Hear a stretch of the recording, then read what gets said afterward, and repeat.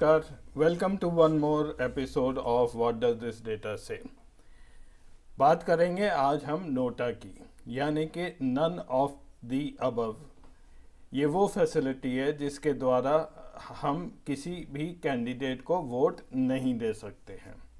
तो आज के जो तीन जो प्रश्न हैं वो इसमें हम चर्चा करेंगे। पहला, नोटा क्या होता है, बहुत ही ब्रीफली एक स्लाइड में एक्सप्लेन करूंगा क्योंकि इसके बारे में काफ़ी इन्फॉर्मेशन ऑलरेडी अवेलेबल है।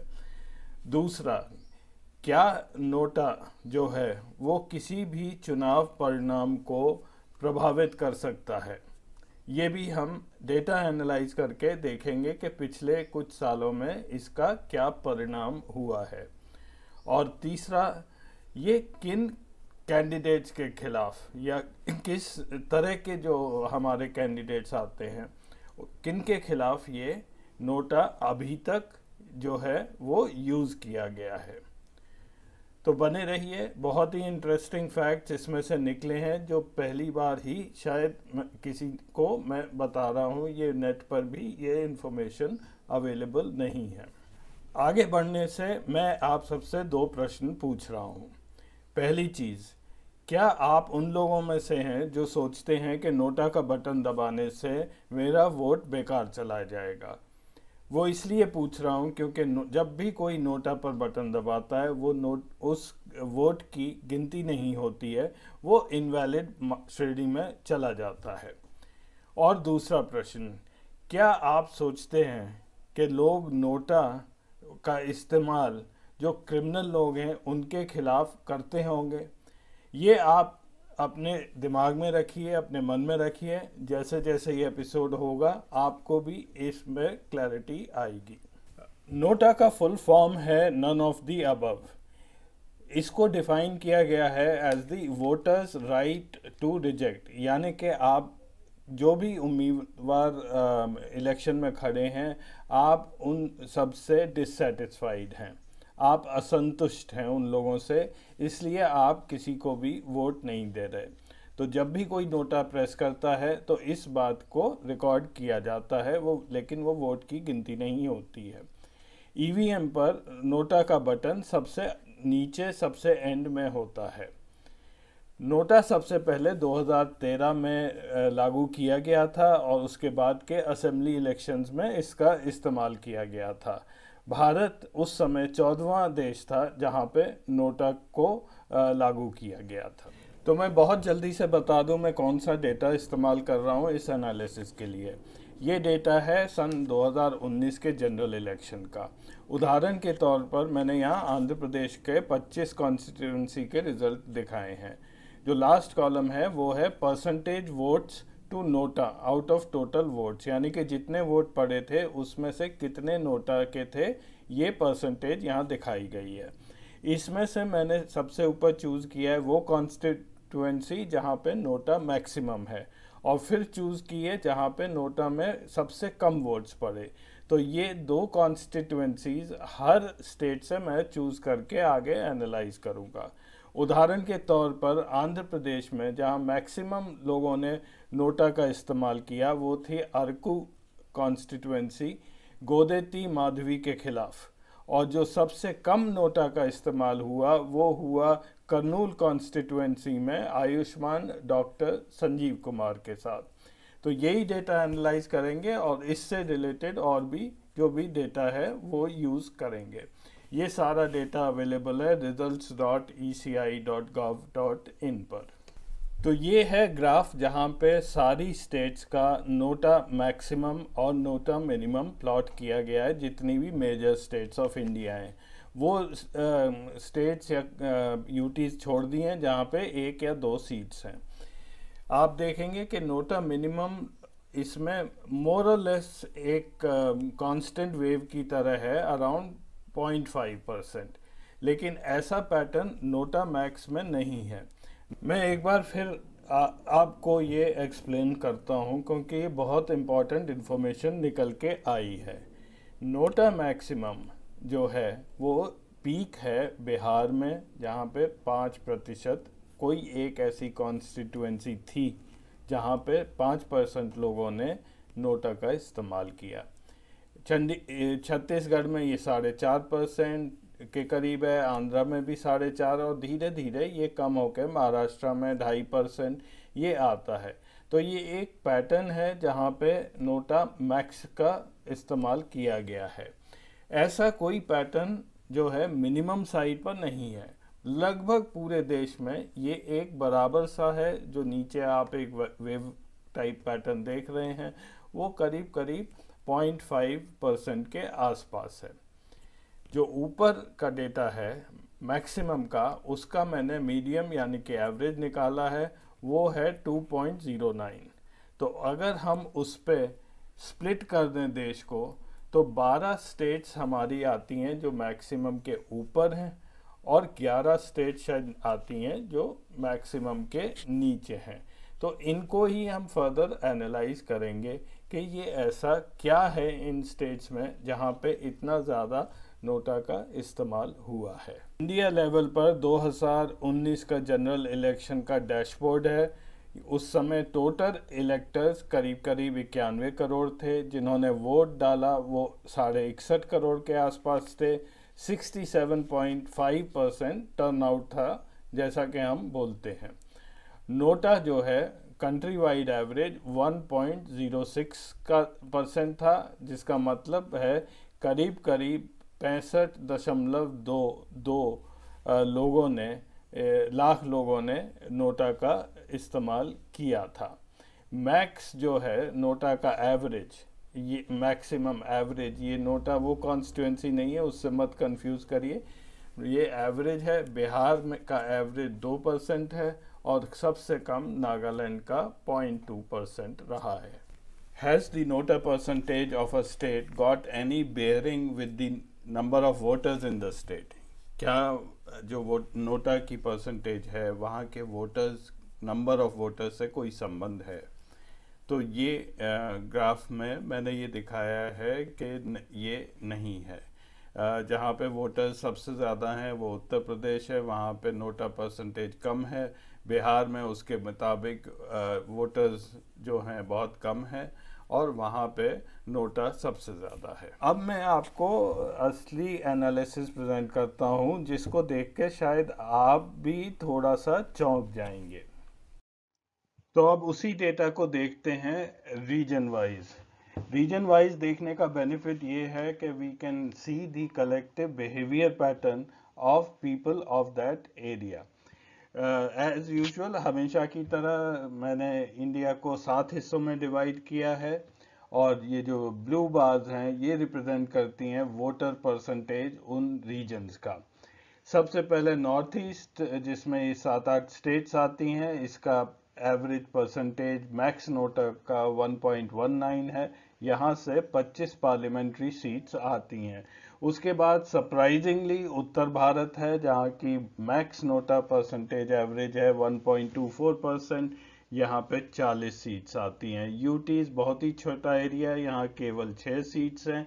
उसके बाद दक्षिण भारत में सदर्न जंप है, यहाँ का नोटा एवरेज मैक्स है 2.07% और यहाँ से 129 सीट्स आती हैं। फिर पश्चिम भारत, यहाँ पे एवरेज 2.37 है। गुजरात सबसे आगे है, 76 सीट आती हैं इस इलाके से। पूर्व भारत का एवरेज 2.69, यहाँ से 63 सीट्स आती हैं।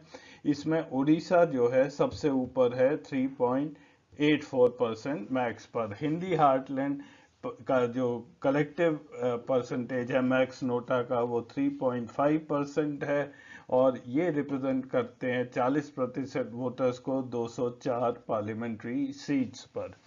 तो ये है ऑल इंडिया एवरेज। रीजन का जो एवरेज है वो 1% है। मैक्स नोटा का एवरेज 1.98% है। 543 पार्लियामेंट्री सीट्स हैं। We dig in further into the NOTA max. अब हम उन कॉन्स्टिट्यूएंसीज को जहां पे सबसे ज्यादा नोटा का इस्तेमाल हुआ है स्टेट वाइज, थोड़ा उसमें भी अब ध्यान से देखते हैं। तो अब कुछ डिटेल्ड एनालिसिस।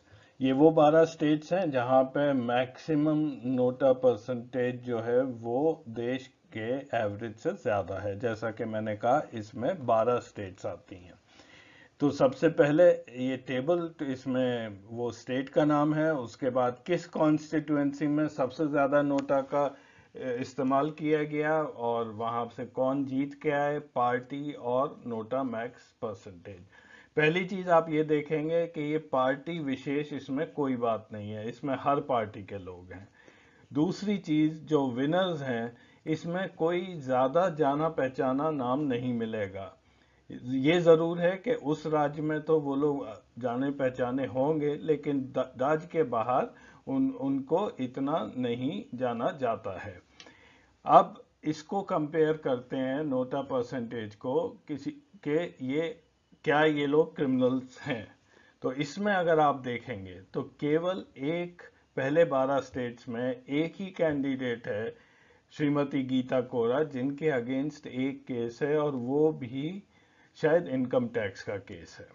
तो ज़्यादातर ये जो है इसमें क्रिमिनल केसेस से इसका नोटा का कोई कोरिलेशन नहीं है।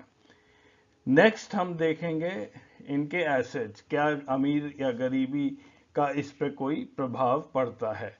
तो यहाँ पे इसमें भी आपको नजर आएगा कि उनके एसेट वैल्यू से और नोटा के परसेंटेज से कोई इनका कोरिलेशन नहीं है। मतलब 327 करोड़ डॉक्टर आलोक सुमन का नेट एसेट है, और फिर अगर आप नीचे जाएं तो माधवी जी का एसेट केवल 1,71,000 रुपए रह जाता है। तो हर तरह के लोग इसमें शामिल हैं। एजुकेशन देखेंगे तो यहाँ पे भी इसका कोई कोरिलेशन नहीं है। कोई पोस्ट ग्रेजुएट है, कोई 12वीं पास है, कोई केवल लिटरेट है, 10th पास है, पोस्ट ग्रेजुएट है। तो हर तरह के लोग इसमें शामिल हैं इन स्टेट्स में। और लास्ट में जो है, जो कैटेगरी जैसे ही आप डालेंगे तो यहाँ पे आपको एक चीज बड़ी साफ नजर आएगी कि नोटा का ये जो इस्तेमाल है वो हुआ है एक कैटेगरी विशेष के लोगों के खिलाफ। ये या तो शेड्यूल कास्ट से होते हैं या शेड्यूल ट्राइब से हैं। इस पूरे 12 स्टेट्स में केवल एक जनरल कैटेगरी के सदस्य हैं, मिस्टर रामेश्वर तेली, जो कि आसाम से हैं। बाकी सारी स्टेट जो कि ज़्यादातर हिंदी हार्टलैंड की स्टेट्स हैं, वेस्ट की हैं और बड़ी स्टेट्स हैं, यहाँ पर कैटेगरी का जो है अफेक्ट बिल्कुल साफ नजर आता है। अब बाकी जो 10 स्टेट्स हैं उसमें अगर आप देखेंगे जो कि नोटा के एवरेज से नीचे हैं, यहाँ पे वही चीज अगर आप देखें तो कैटेगरी का प्रभाव उतना नहीं है। यहाँ पे 5 जो हैं जनरल कैटेगरी के हैं और 5 शेड्यूल कास्ट शेड्यूल ट्राइब से लोग हैं। तो जैसे जैसे नोटा का यूज कम होता है वहाँ पे कैटेगरी का इफेक्ट उतना कम होता जाता है। क्रिमिनल केसेस इसमें ज़्यादा हैं बनस्पत के पहले 12 स्टेट्स में। यहाँ पे करीब करीब 14 केसेस हैं और इसमें आपको कुछ जाने पहचाने लोग भी नजर आएंगे जिनके खिलाफ क्रिमिनल केसेस हैं। फॉर इंस्टेंस अनंत कुमार हेगड़े बहुत जाने पहचाने बीजेपी के नेता हैं, कर्नाटक से आते हैं। इनके खिलाफ 4 केस हैं और इनका एफिडेविट फाइल करते समय बीजेपी ने कहा है कि कोई मेजर इनके अगेंस्ट केस नहीं है, हालांकि इनके अगेंस्ट सारे केसेस बहुत मेजर हैं। जॉन बर्ला जो हैं वो वेस्ट बंगाल के, उनके खिलाफ 9 केस हैं। इन लोगों की जो एसेट्स हैं वो भी वाइडली वेरी करते हैं, विच अगेन शोज के एसेट्स और नोटा का डालने में कोई कोरिलेशन नहीं है। एजुकेशन, इसमें पहले सेक्शन से लोग जो हैं वो कम पास हैं, जो जितना बाहुबली है उतना ही कम पढ़ा हुआ है। अनंत कुमार हेगड़े जी केवल 12वीं पास हैं। तो ये है इसका समरी।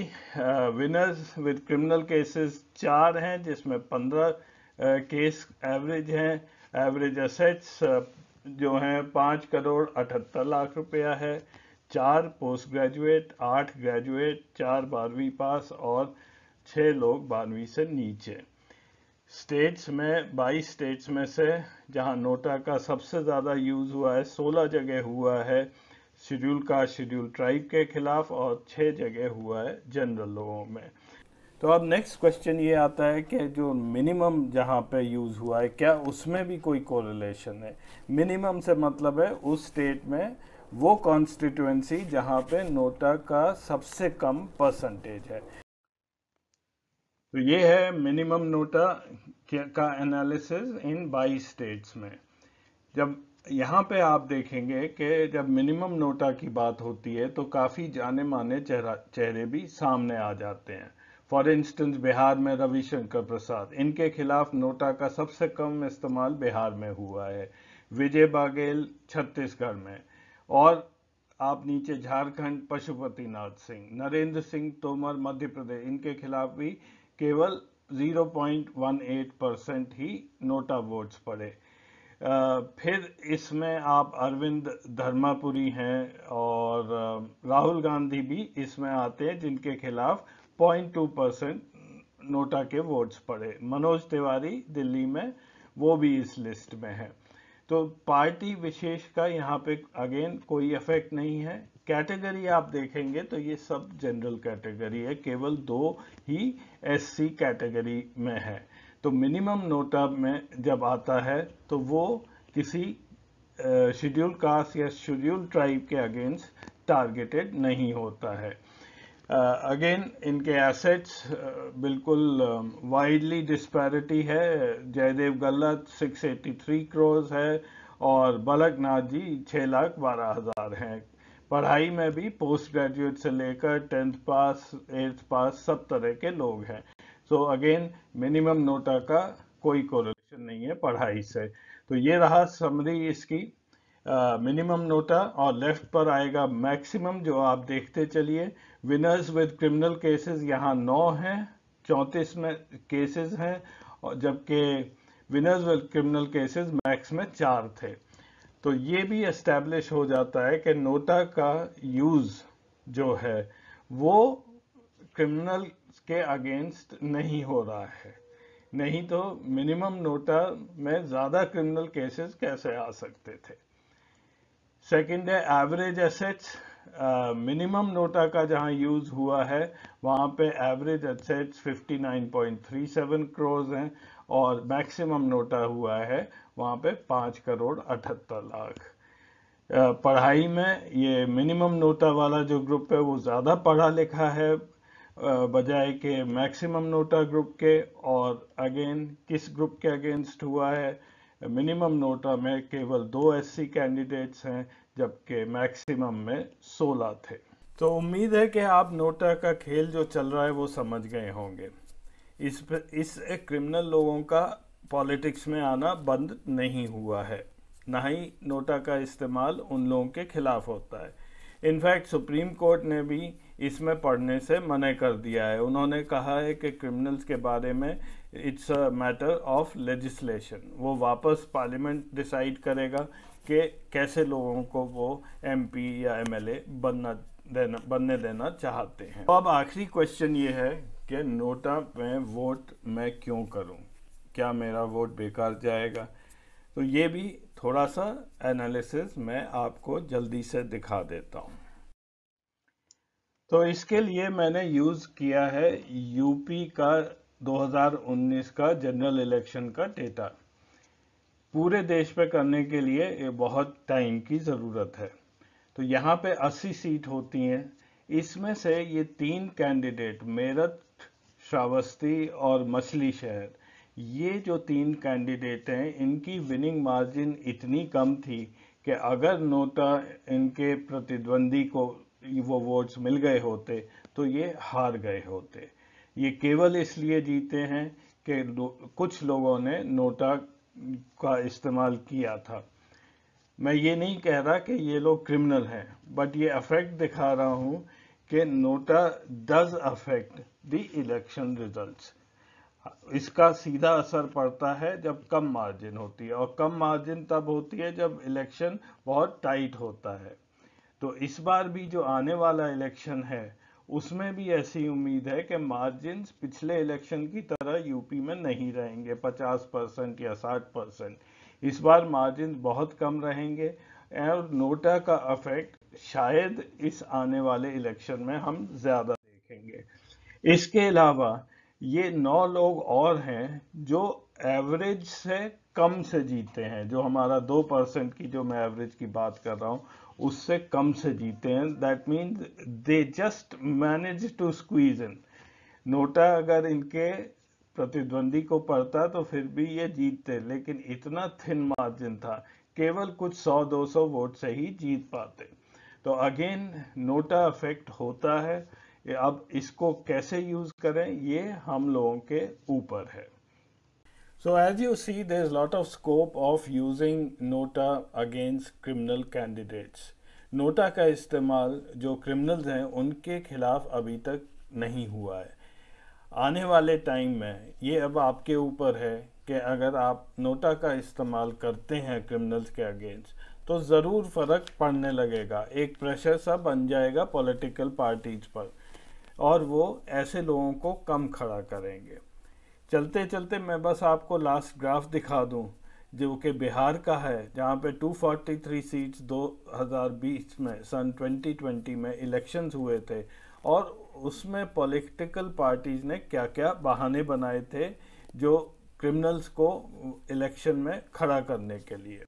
बिहार असेंबली में 243 सीट्स हैं, उसमें बीजेपी ने जब एफिडेविट फाइल किए थे तो उन्होंने 71 कैंडिडेट जो कि क्रिमिनल बैकग्राउंड के थे, उन्होंने कहा कि ये सामाजिक कार्य करते हैं इसलिए हम खड़ा कर रहे हैं। 58 केसेस में उन्होंने कहा कि ये ट्रिवियल केस है। तो ये बहुत एक हास्यास्पद मामला है कि जो पार्टी या कैंडिडेट खुद ही कह रहा है अपने आप को कि मेरे अगेंस्ट जो केस है वो छोटा मोटा है, ये किसी कोर्ट ने नहीं बोला है। आरजेडी में मैक्सिमम क्रिमिनल बैकग्राउंड के लोग हैं, 243 सीट्स में से 213 लोगों का ऐसा बैकग्राउंड है और उन्होंने कहा है कि इसलिए खड़ा किया कि हाई प्रोबेबिलिटी ऑफ विक्ट्री या विनेबिलिटी, और दूसरा उन्होंने रीजन दिया कि ये बहुत ही पॉपुलर है।